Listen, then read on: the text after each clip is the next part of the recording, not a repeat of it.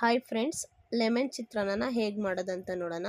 ಮೊದಲನೇದಾಗಿ ಅದಕ್ಕೆ ಬೇಕಾಗಿರೋಂಥ ಇಂಗ್ರೀಡಿಯೆಂಟ್ಸ್: ಕಡಲೆಬೀಜ, ಕಡಲೆಬೇಳೆ, ಉದ್ದಿನಬೇಳೆ, ಸ್ವಲ್ಪ ಕ್ಯಾರೆಟು, ಒಂದು ನಿಂಬೆಹಣ್ಣು, ಸ್ವಲ್ಪ ಕೊತ್ತಂಬರಿ ಸೊಪ್ಪು, ಸ್ವಲ್ಪ ಒಂದೆರಡು ಸ್ಪೂನಷ್ಟು ಕಾಯಿ ತುರಿ, ಸಾಸಿವೆ, ಜೀರಿಗೆ ಮತ್ತು ಅರಿಶಿಣದ ಪುಡಿ, ಸ್ವಲ್ಪ ಕ್ಯಾಪ್ಸಿಕಮು, ಒಂದು 3-4 ಈರುಳ್ಳಿ, ಸ್ವಲ್ಪ ಕರಿಬೇವು, ಒಂದು 10 ಎಸಳು ಬೆಳ್ಳುಳ್ಳಿ, ಒಂದು 1/4 ಇಂಚು ಶುಂಠಿ ಜಜ್ಜಿಕೊಂಡಿರೋದು, ಒಂದು 5-6 ಖಾರಕ್ಕೆ ಅನುಗುಣವಾಗಿ ಹಸಿಮೆಣಸಿನ್ಕಾಯಿ, ರುಚಿಗೆ ತಕ್ಕಷ್ಟು ಉಪ್ಪು, ಎಣ್ಣೆ. ಹೀಗೆ ಮಾಡೋವಂಥ ವಿಧಾನ: ಒಂದು ಬಾಣಲೆನ ಇಟ್ಕೊಂಡು ಬಾಣಲೆಗೆ ಸ್ವಲ್ಪ ಎಣ್ಣೆ ಹಾಕ್ಕೊಂಡು ಒಂದು 3-4 ಸ್ಪೂನು ಎಣ್ಣೆ ಬಿಸಿಯಾದ ನಂತರ ಕಡಲೆಬೀಜನ ಹಾಕ್ಕೊಂಡು ಫ್ರೈ ಮಾಡ್ಕೋಬೇಕಾಗತ್ತೆ. ಕಡಲೆಬೀಜ ಸ್ವಲ್ಪ ಕ್ರಿಸ್ಪಿ ಆಗೋವರೆಗೂ ಫ್ರೈ ಮಾಡ್ಕೋಬೇಕು.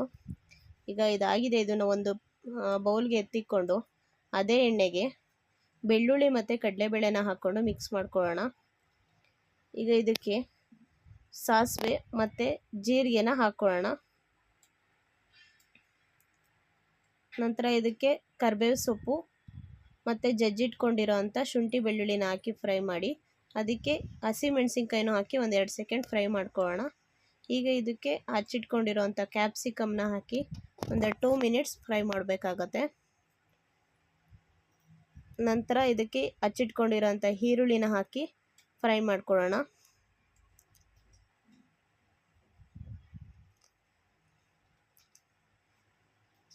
ಈಗ ಇದಕ್ಕೆ ರುಚಿಗೆ ತಕ್ಕಷ್ಟು ಉಪ್ಪನ್ನ ಹಾಕ್ಕೊಳ್ಳೋಣ. ಈರುಳ್ಳಿ ಸ್ವಲ್ಪ ಕಲರ್ ಚೇಂಜ್ ಆಗೋವರೆಗೂ ಫ್ರೈ ಮಾಡ್ಕೋಬೇಕಾಗತ್ತೆ.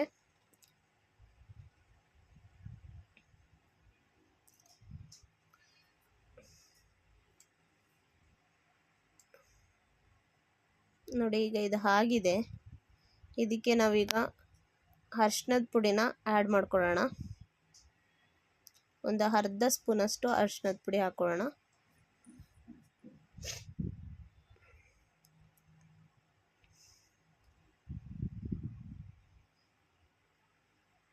ನಂತರ ಇದಕ್ಕೆ ತುರಿದಿಟ್ಕೊಂಡಿರೋವಂಥ ಕ್ಯಾರೆಟು ಮತ್ತು ತೆಂಗಿನಕಾಯಿ ತುರಿ ಎರಡನ್ನೂ ಹಾಕಿ ಒಂದು 2 ನಿಮಿಷ ಫ್ರೈ ಮಾಡ್ಕೋಬೇಕಾಗತ್ತೆ.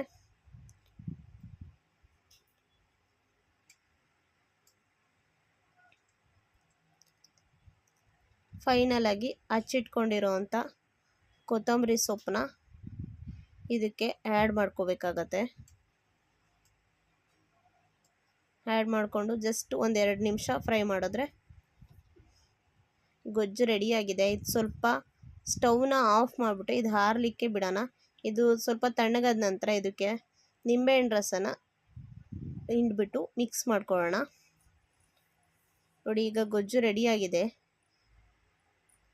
ಈಗ ಸ್ವಲ್ಪ ತೆಗ್ದಿಕ್ಬಿಟ್ಟು ರೈಸ್ಗೆ ಮಿಕ್ಸ್ ಮಾಡ್ಕೊಳ್ಳೋಣ. ನೋಡ್ತಾ ಇರ್ಬೋದು, ಕಲರ್ಫುಲ್ ಆಗಿರೋವಂಥ ಲೆಮನ್ ಚಿತ್ರಾನ್ನ ರೆಡಿಯಾಗಿದೆ. ನಿಮಗೆ ಈ ರೆಸಿಪಿ ಇಷ್ಟ ಆಗಿದ್ದರೆ ಪ್ಲೀಸ್ ಸಬ್ಸ್ಕ್ರೈಬ್ ಮಾಡಿ, ಸಪೋರ್ಟ್ ಮಾಡಿ.